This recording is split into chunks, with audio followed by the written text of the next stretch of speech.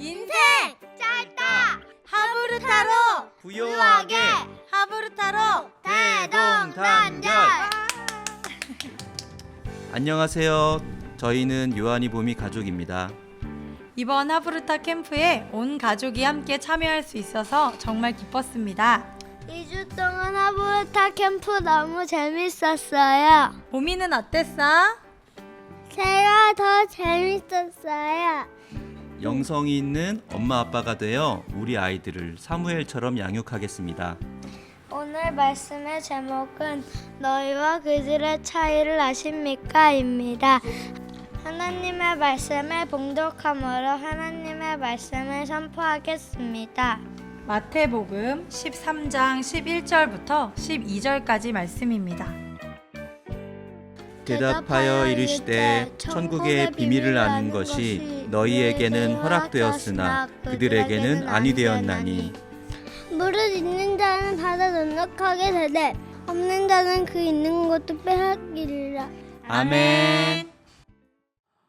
사람이 관점이 바뀌면 인생이 바뀝니다.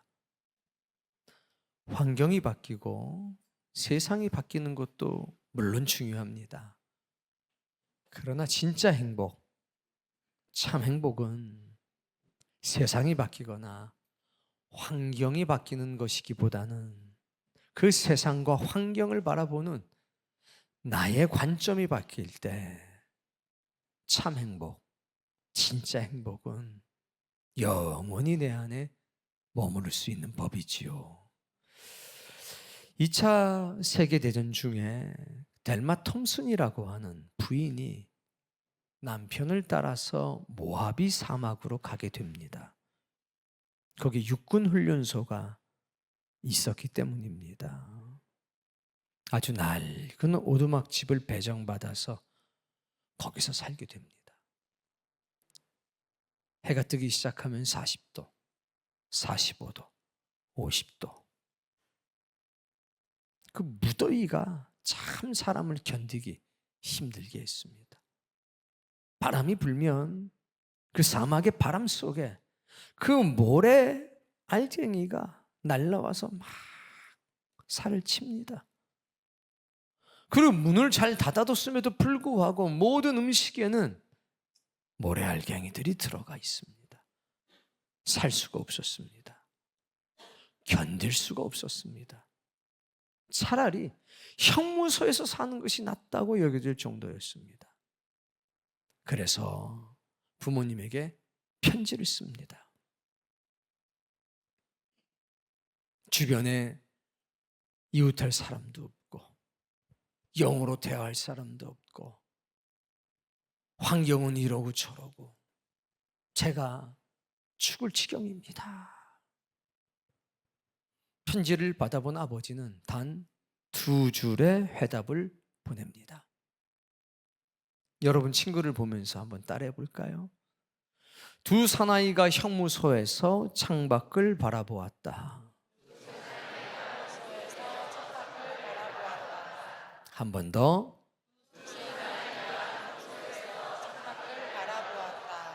한 사람은 진흙탕인 흙을, 또 다른 한 사람은 하늘의 별을 보았다. 전체적으로 시작.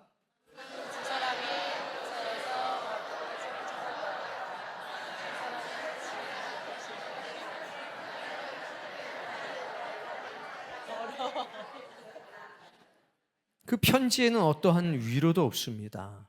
평상시에 따뜻하던 아버지의 모습은 존재하지 않았습니다. 일상을 묻는 글도 없었습니다. 두 사나이가 형무소에서 창밖을 바라보고 있다. 한 사람은 진흙탕인 흙을, 다른 한 사람은 하늘의 별을 보았다. 끝입니다.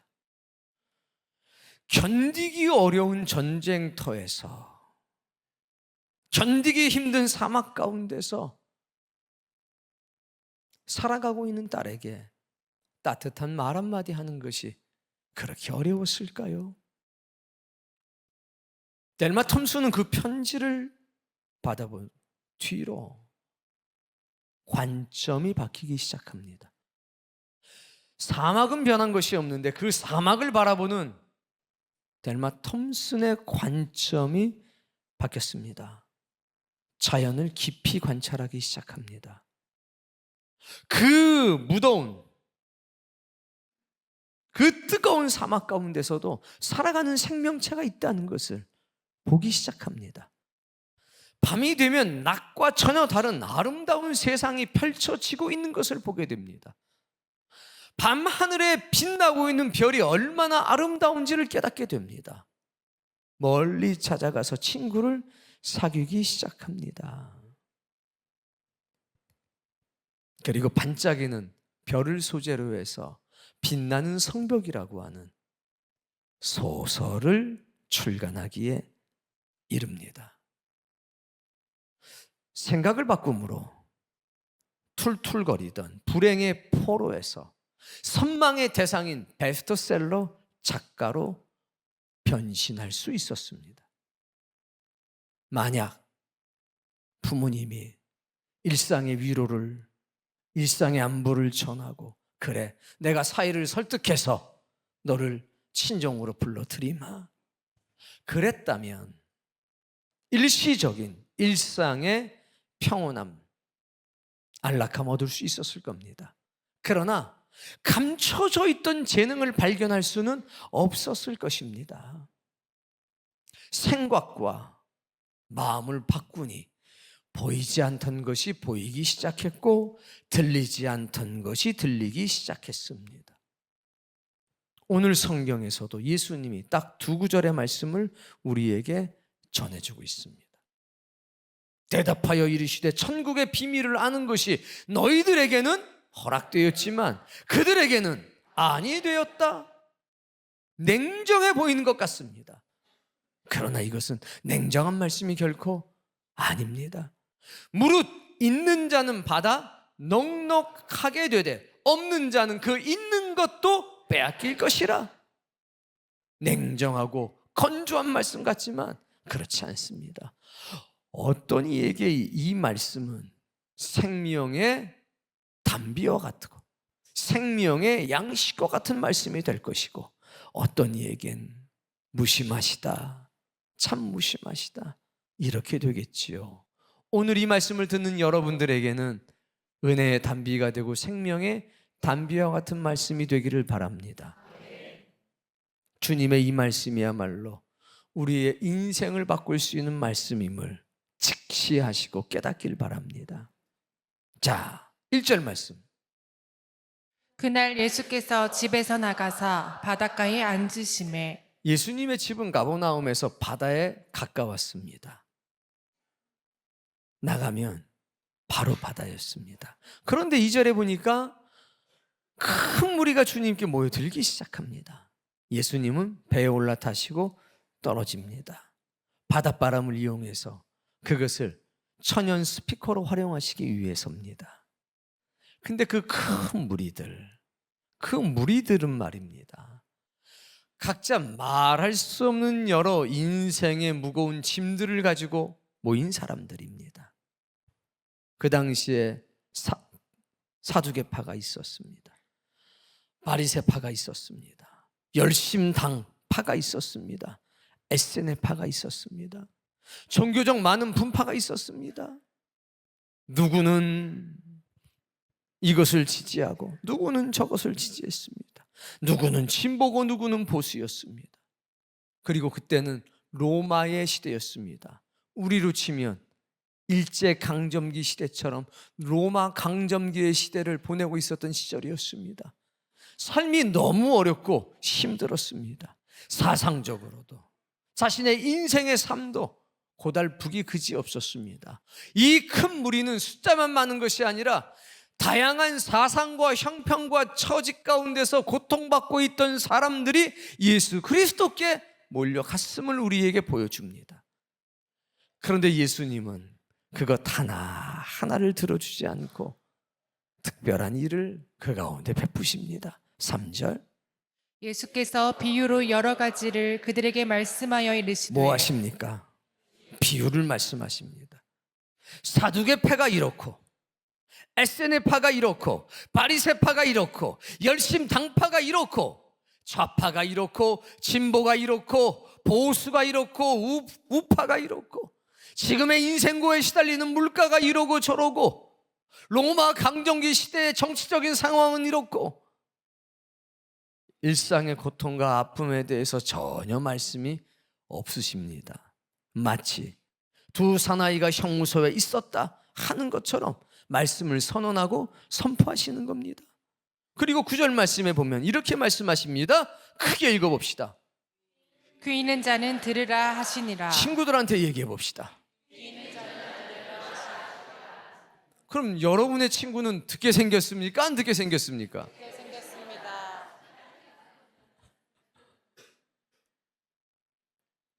제자들이 10절에 이렇게 얘기합니다. 어찌하여 그들에게 비유로 말씀하나이까? 비유라고 하는 말이 나옵니다. 자, 이 비유에는 4가지의 특징이 있습니다. 특히 예수님이 하셨던 비유에는 몇 가지요? 4가지의 특징이 있습니다. 첫 번째는 하나님 나라의 의미를 담고 있는 땅의 이야기입니다. 시작. 친구를 보셔야죠. 비유는 한마디로 말하면 땅의 이야기입니다. 그래서 누구나 다 들으면 알 수 있고 일상에서 흔히 접하는 것입니다. 그런데 그 땅의 이야기에 뭐가 담겨 있냐? 하나님 나라의 의미가 담겨 있습니다. 예수님의 비유는 그렇습니다. 그래서 두 번째 특징은 진리를 간구하는 사람에게는 계시를 하고 진리를 원하지 않는 사람에게는 숨기는 스텔스 기능이 있습니다. 너무 게을러서 생각할 수 없는 사람, 편견 때문에 눈먼 사람들에게는 진리를 숨겨버립니다.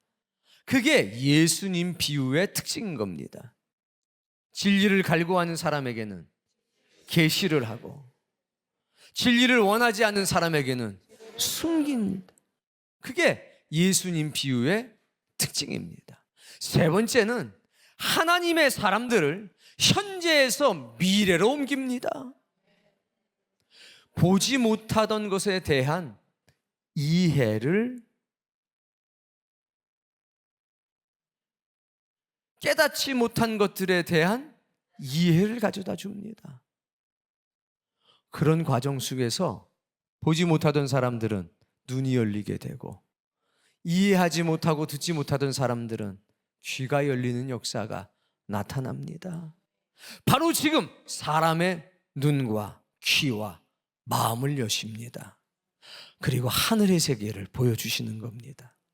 그것을 가리켜서 하나님의 사람을 현재에서 미래로 옮겨준다는 겁니다.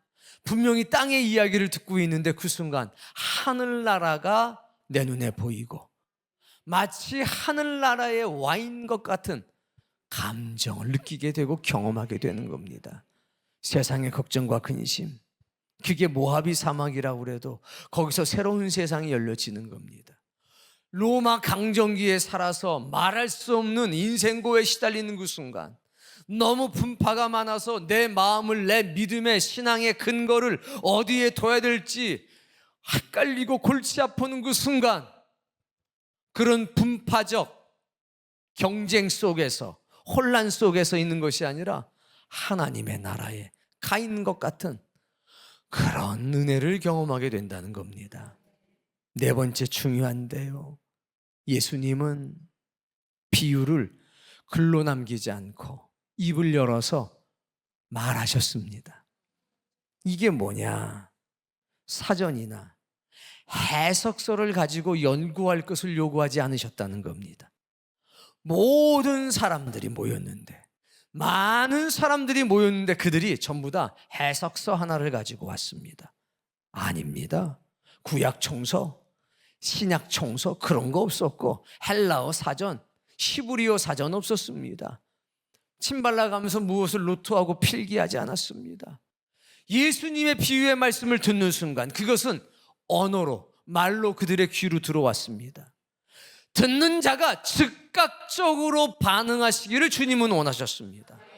그래서 배우지 못한 사람도 상관이 없습니다. 많이 배운 사람도 상관이 없고 노인도 상관이 없고 어린아이도 상관이 없습니다. 그저 들을 수 있는 귀만 있다면 그 순간 예수 그리스도의 비유에 즉각적으로 반응할 수 있었다는 겁니다. 듣는 사람들에게 어둠을 밝히는 조명처럼 즉각적으로 그 순간 빛을 주셨습니다. 뭐가 움직였느냐? 이성이 움직인 게 아니라 마음이 움직였습니다. 영혼이 움직여서 반응했고, 이 비유는 학문적인 깊이로 깨달아지는 것이 아니라 마음의 등불이 됐습니다. 은혜가 됐다는 얘기죠. 이것이 예수님이 비유가 가지고 있는 4가지 특징입니다. 자, 첫 번째부터 얘기해 보세요. 시작. 네, 썼어요. 그 정도면 충분해요. 충분해요. 잘하셨어요. 비유는 하나님 나라의 의미를 담고 있는 땅의 이야기입니다. 진리를 갈구하는 사람에게는 계시하고 원하지 않는 사람들에게는 숨깁니다. 너무 멋지잖아요. 하나님의 사람을 현재에서 미래로 옮겨갑니다. 그리고 너무 감사하게 예수님께서는 이것을 글로 남기지 않고 입을 열어 말로 하셨습니다. 얼마나 감사한지요. 이거 만약에 글로 남기시고 하셨으면 우리 여기다 뭘 끼고 다녀야 합니다. 얼마나 감사합니까? 이게 예수님의 비유인 겁니다. 자, 오늘 본문 11절 읽어봅시다. 대답하여 이르시되 천국의 비밀을 아는 것이 네, 여기 중요한 단어가 하나가 또 나옵니다. 천국의 비밀. 우리에게 비밀은 뭐냐면 아무도 모르고 특정한 사람만 아는 것이 비밀입니다. 그런데 성서의 시대의 비밀은 지금과 그 말의 뜻이 달랐습니다. 이 비밀이라고 하는 게 뭐냐? 가로 열고 공개된 비밀, 가로 닫고. 이 비밀은 항상 공개되어 있었습니다. 왜냐하면 사도 바울이 고린도전서 15장에 말씀할 때도 이렇게 말했습니다. 내가 너희에게 비밀을 말하노니? 공개했잖아요. 예수님도 말씀하십니다. 천국의 비밀을 공개한 겁니다. 비유를 통해서. 자, 근데 하나님 나라에 관한 비밀, 이 비밀에는 어떤 특징이 있느냐? 이 비밀이라고 하는 것은 특정한 공동체의 결사의 일원이 된 사람들에게 알기 쉬운 내용입니다. 무슨 얘기냐면 그 공동체의 일원이 돼서 배우기 시작합니다. 학습한다는 겁니다. 그리고 그것을 경험하기 시작합니다. 그것을 붙들고 기도하기 시작합니다. 그럼 거기에 대한 믿음과 소망이 생기게 됩니다. 그럴 때 그 공동체의 결사의 일원이 되는 겁니다. 결사의 일원이 된다는 것은 단순히 그 공동체의 하나가 되는 것이 아니라 그 공동체의 비밀, 그 공동체가 추구하는 신념에 자신의 목숨을 바치는 사람이 됐다는 겁니다. 그래서 이 비밀은 그 공동체의 결사의 일원이 된 사람들에겐 딱 공개되는 순간 모르는 내용? 아니요. 이미 알고 있는 내용, 믿음이 된 내용, 그리고 소망이 된 내용이 되는 겁니다. 뭐가 역사하냐? 공동체성이 역사되기 시작하고 공감되어지기 시작하고 내 가슴을 뛰게 하는 소망이 된다는 겁니다. 그게 뭐냐? 비밀입니다. 그런데 외인에게는 알 수 없는 말입니다. 예를 들면 초대교인들이 요만한 떡 하나를 받아 먹습니다. 그리고 요만한 포도주 잔을 하나 받아서 먹습니다. 그걸 봅니다. 아니 뭘 주려면 많이 줘야지 저기 떡 하나 저거 조그만 거 주고서 잔이라고는 뭐 저거 목 넘어가려다 말라버리겠네. 아니 근데 저거 받으면서 뭘 저렇게 울었었노? 이해가 됩니까 안 됩니까? 성찬의 의미를 모르는 사람에겐 참나 이렇게 됩니다. 또 초대교회 가봤더니 예찬이라고 해서 막 먹고 마시는데 그냥 다른 집에서 먹는 것과 다를 바가 없습니다. 근데 사람들이 울기 시작하고 감격하기 시작합니다. 아니, 저 친구들은 이상하네. 왜 먹기만 하면 저렇게 울고 짜는지 모르겠네. 그러다 갑자기 무슨 말을 하면서 은혜를 받았다고 위로하고 격려하고. 도통 이해가 됩니까? 안 됩니까? 안 되지요. 어느 날 갑자기 여기 방석에 놓입니다. 그리고 명찰을 하나씩 달고 무릎을 꿇고 까만 가운을 입은 사람들이 쓰더니 거기서 물을 떠다가 이마에다가 하나씩 두씩 하면서 성부를 찾고 성자를 찾고 성령을 찾고 짧은 기도 한마디 할 뿐인데 여기 앉은 사람들도 울고 그 모습을 보는 사람도 웁니다. 아니, 물이 닿다고 왜 눈물이 나지? 이해할 수가 있습니까? 없습니까? 그러나 그 의미를 학습한 사람들, 그 의미에 소망이 담긴 사람들, 그 행위에 결국을 믿고 있는 사람들에겐 감동의 물결이 되는 겁니다. 그게 바로 뭐냐? 비밀입니다. 천국의 비밀.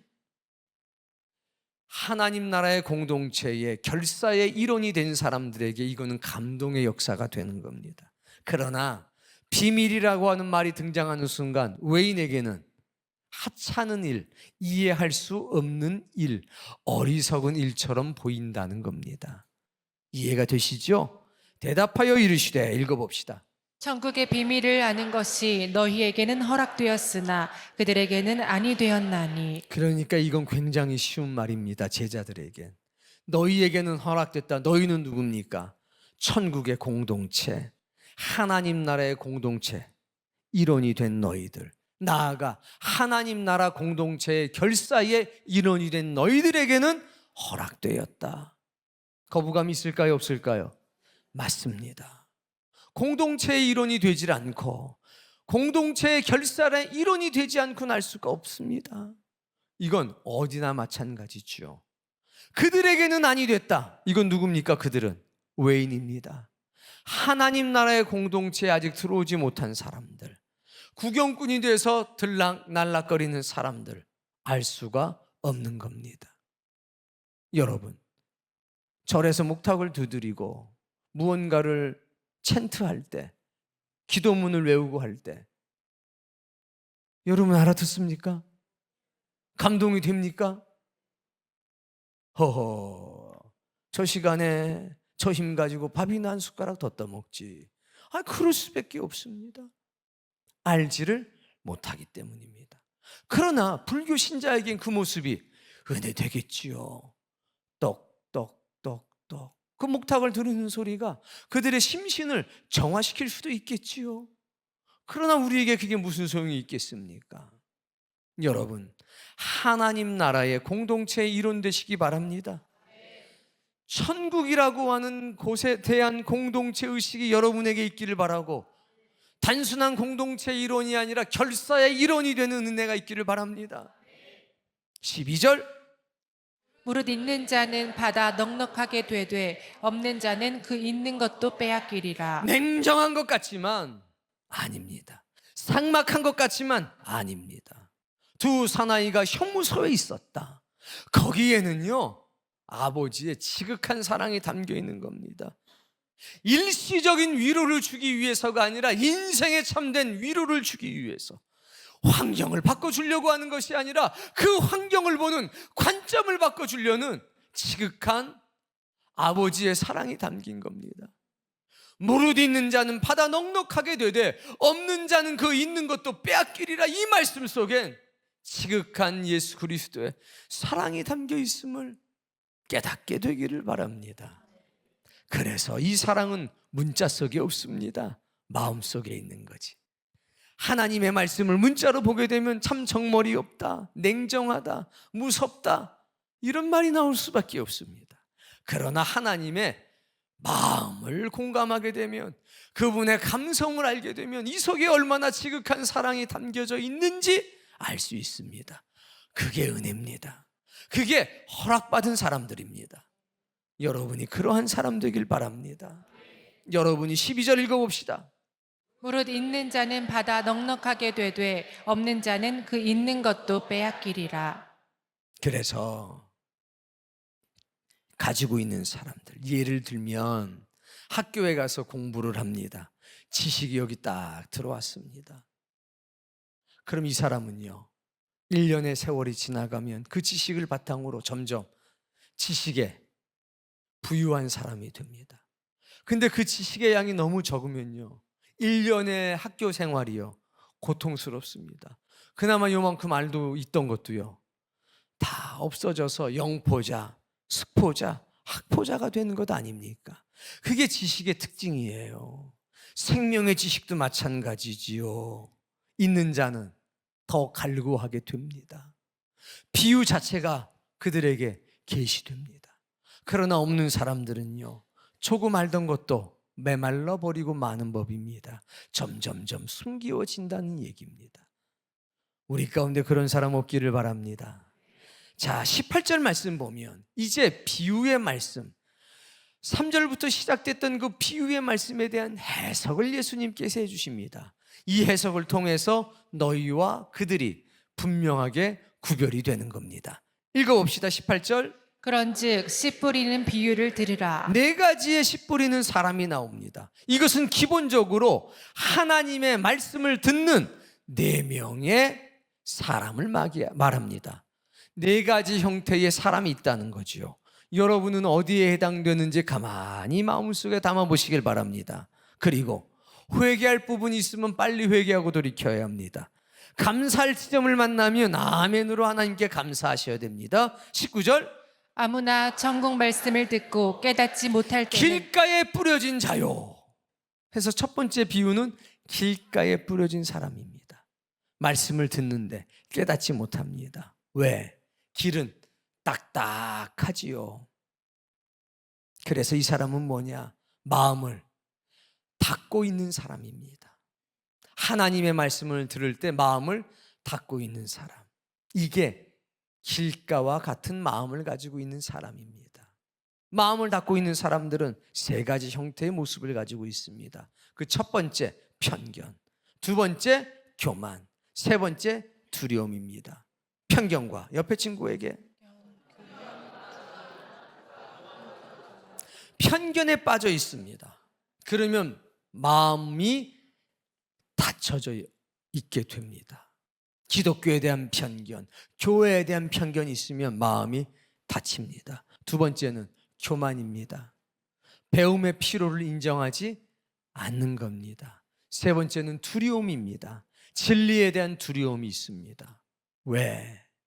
그 진리를 통해서 자신의 무능과 무기력이 이 세상의 현재의 삶에서 나타날까 봐 두려운 겁니다.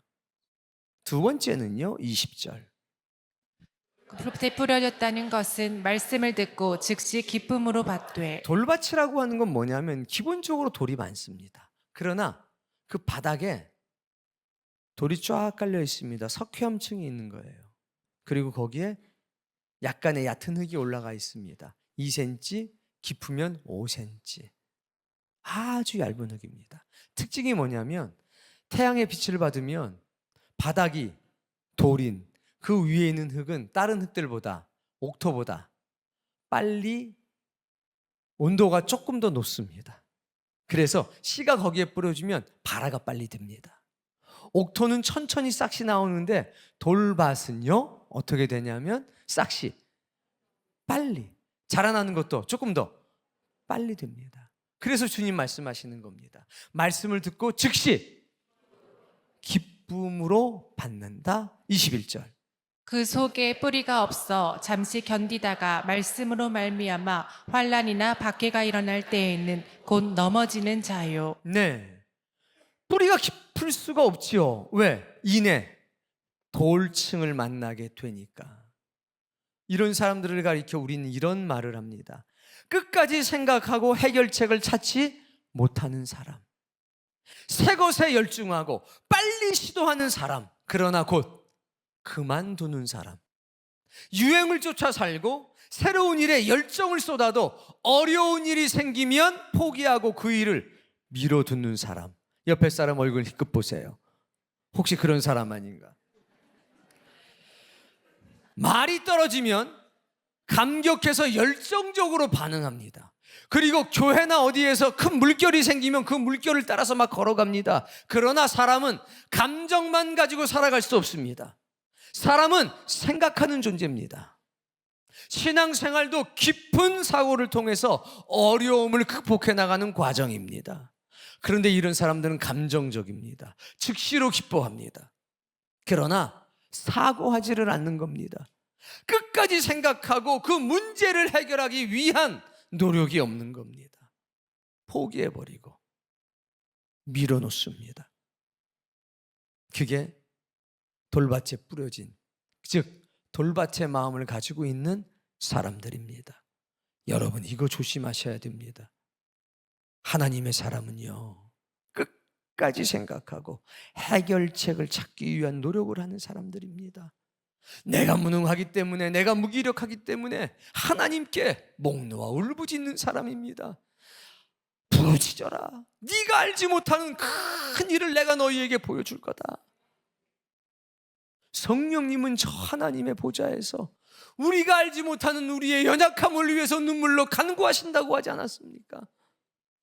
네, 22절 말씀.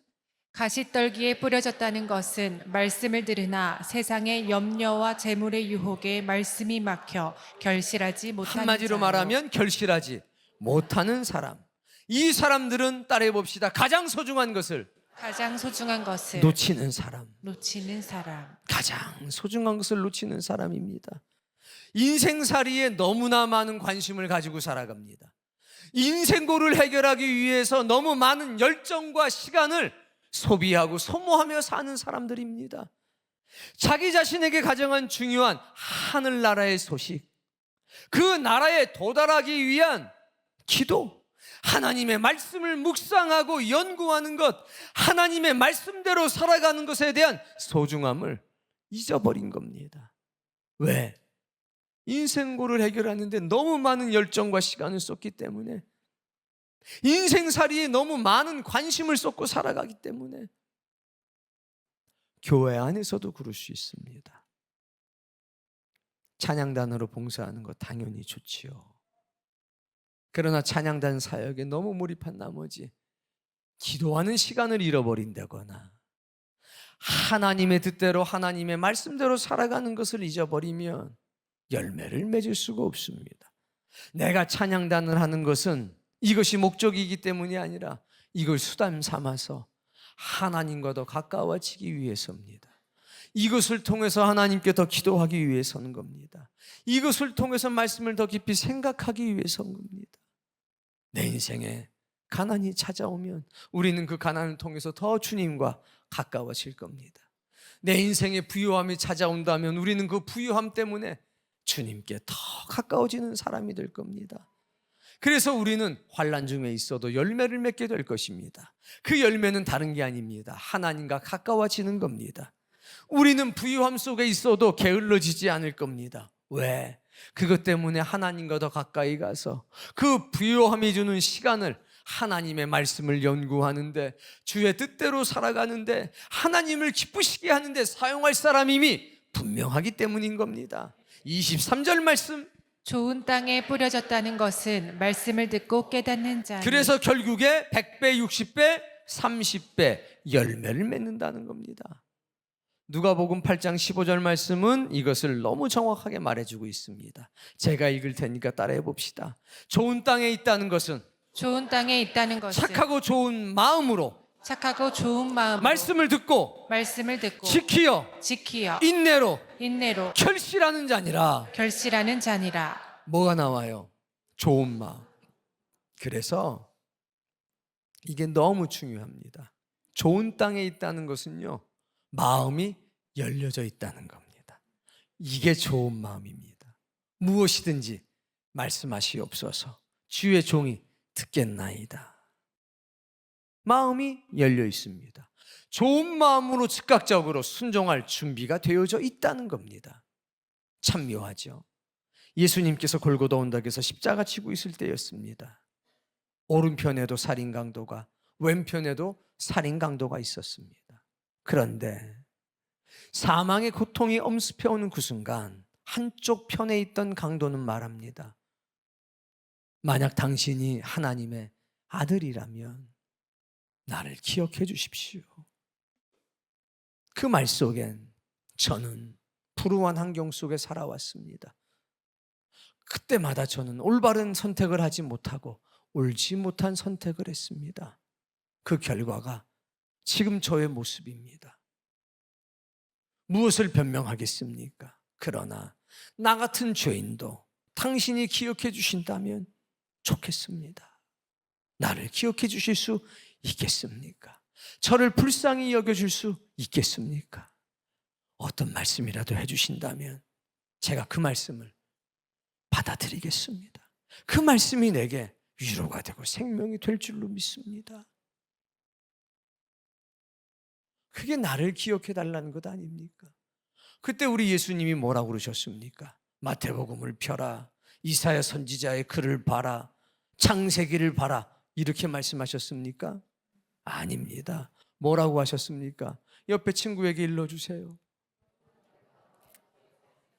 오늘 너와 내가 낙원에 있으리라. 거기에 무슨 교리가 있습니까? 거기에 무슨 해석서가 필요하고 사전이 필요합니까? 거기에 은혜가 있을 뿐이지요. 그런데 다른 편에 있던 살인강도는 어떻게 했습니까? 악을 쓰고 저주했습니다. 네가 하나님의 아들이라면 너부터 구원해봐라. 능력도 없는 것이 기타 등등 입에 담을 수 없는 말들을 했습니다. 마음이 닫혀 있는 겁니다. 똑같은 상황입니다. 똑같은 고통 속에 있습니다. 그러나 하나는 마음을 열었고 하나는 마음을 닫았습니다. 그 결과가 얼마나 큰 차이를 가져옵니까? 오늘 너희는 마음을 연 사람들입니다. 오늘 그들은 마음을 닫은 사람입니다. 두 번째, 좋은 땅은요, 들을 준비가 되어 있습니다. 알고 있다고 하거나 바쁘다고 하지 않습니다. 모른다고 외면하지 않습니다. 이게 들을 준비가 된 겁니다. 들을 준비가 안 된 사람은요, 헐, 내가 다 아는데 뭐, 내가 뭐 확실하게 모르지만 대충은 다 아는데 뭐, 내가 얼마나 바쁜 사람인데 자기 일거리 생각합니다.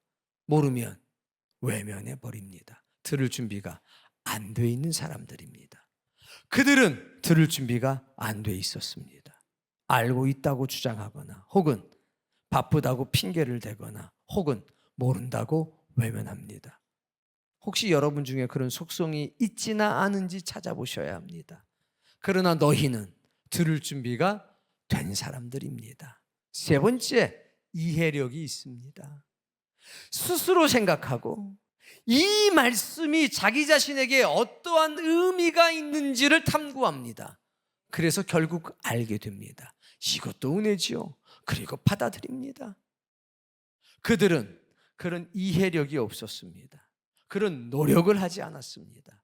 그러나 너희는 스스로 생각하고 자기 자신에게, 남이 아니라 자기 자신에게 어떠한 의미가 있는지를 알고 받아들입니다.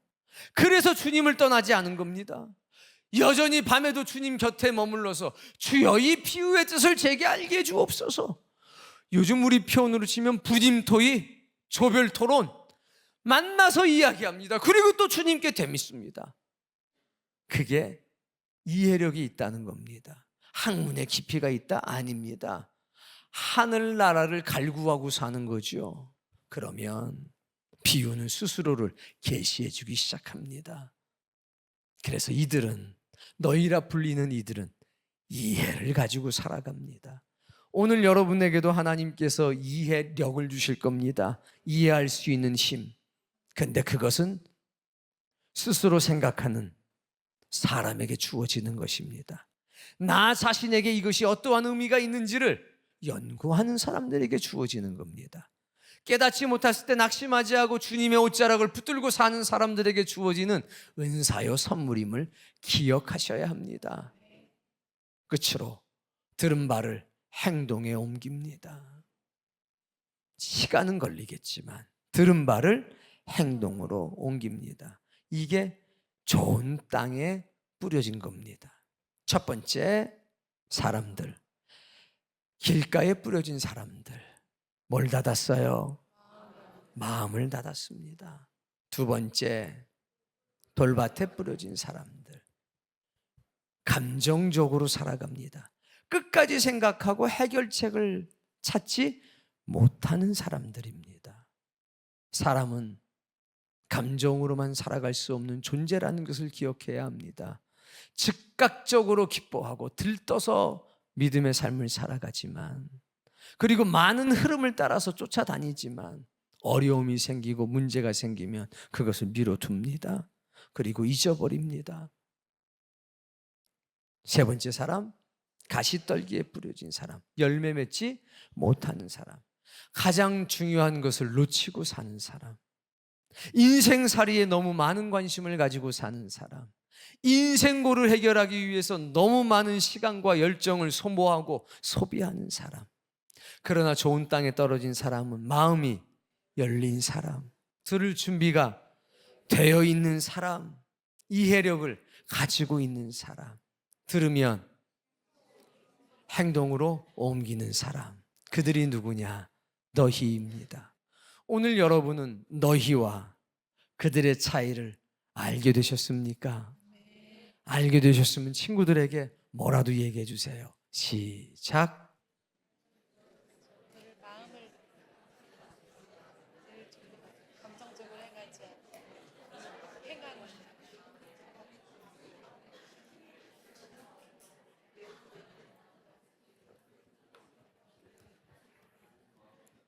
그렇게 작은 소리로 얘기해서 마음에 새겨지겠어요?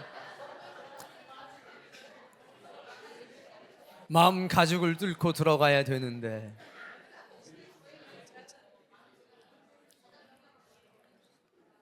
제일 중요한 건 이겁니다. 이 말씀이 내게 빛이 됐어. 이거면 된 거예요. 가만히 있어봐라. 아, 미치겠네. 아유, 교회를 옮기든지 해야지. 이게 아니라 해석서를 좀 찾아보고 좀 주석을 찾아봐야 되겠다. 이게 아니라, 아, 그렇구나. 비유는 땅의 이야기구나. 이게 기억이 안 난다니까요. 어떤 사람들은 그 땅 있잖아, 땅 많이 보러 다녀가지고 땅 얘기는 확실하게 기억이 나지만, 그럴 수도 있지만 그것이 땅의 이야기고 그것이 예수님이 입을 열어가지고 말씀을 하셨건 이랬건 저랬건 상관이 없이, 뭐 현재에서 미래로 옮겨주고 상관없이 그 말씀이 빛이 됐어. 그 말씀이 은혜가 됐어.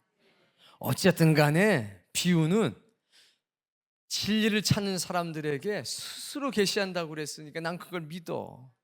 뭔가 감동이 됐어. 뭔가 번개가 쳤어. 그러면 됐지. 그냥 모른다고 삐져가지고 그래 넌 좋겠다 기억 잘해서 죽이 착착 맞는구나 목사님하고. 아이고 좋겠다 하부로 타더니 말도 잘하네 그려. 이게 아니라 모른다고 외면하지 마시고 마음의 문을 열기를 바랍니다. 제자들도 그런 마음이었지만 제자나 그들이나 뭐가 다르겠어요. 근데 제자들에게 뭐가 있었냐?